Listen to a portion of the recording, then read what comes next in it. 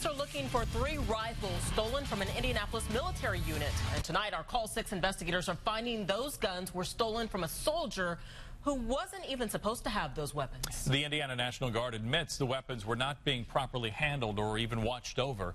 And now, Call 6 investigator Stephen Dean finds this case of stolen guns is revealing problems with background checks for people in uniform throughout Indiana and beyond.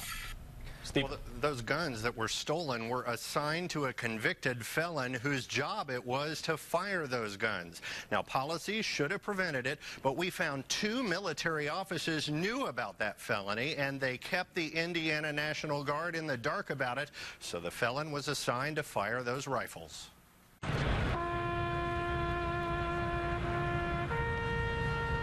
When veterans are laid to rest or casualties of war are remembered at big events like the Indy 500, the firing team of the Indiana National Guard is ready with its 21-gun salute. But the Call 6 investigators find this firing team put a rifle in the hands of a felon who's barred by federal law from possessing or handling a gun.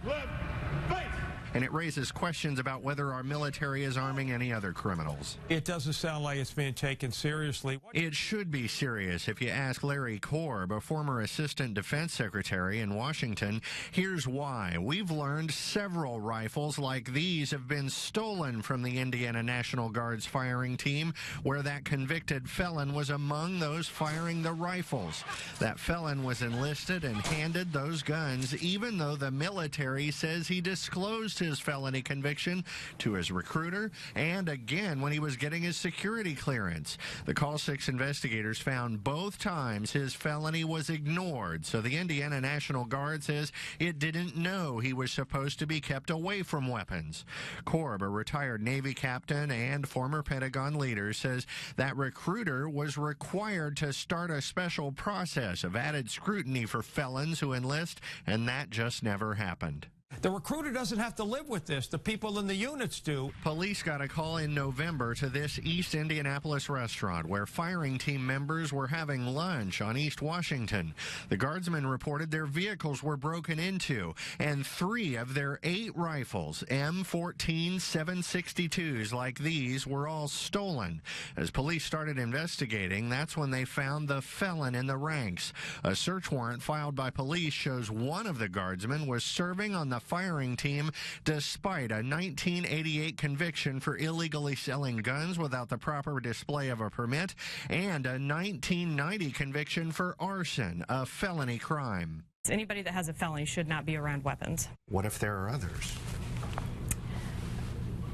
While no practice is perfect, the Indiana National Guard does take excessive strides to be able to verify the background of the individual that is trying to enlist. The guardsman with the rap sheet has now been removed from weapons duty with the firing team, but now Korb wonders about others with criminal records that the military did not screen properly. It would be best to do more screening now and find out if, in fact, you've got people in there who shouldn't be there before you have another incident like this. The National Guard says it has no plans to check any other members' backgrounds, but it did find the weapons were not being stored correctly when they were stolen, so the entire firing team was retrained on the proper handling of weapons.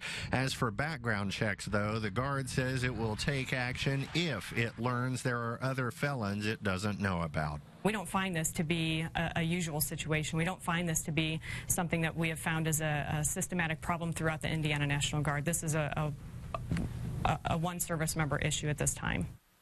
Now, we were unable to reach the guardsman with that felony record, but he's not accused of any new wrongdoing. The Indiana National Guard says a review is now underway to determine if he remains a guardsman. They may get rid of him. Now, the Pentagon would not answer our questions about why felonies may be kept from the units that are handing out the guns.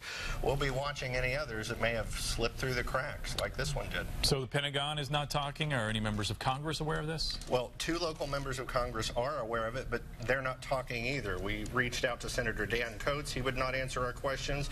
Neither would Congressman Andre Carson, and he's on the Armed Services Committee, but we're going to stay on this because the background check policy allowed this to happen. So we'll keep asking those questions. All right.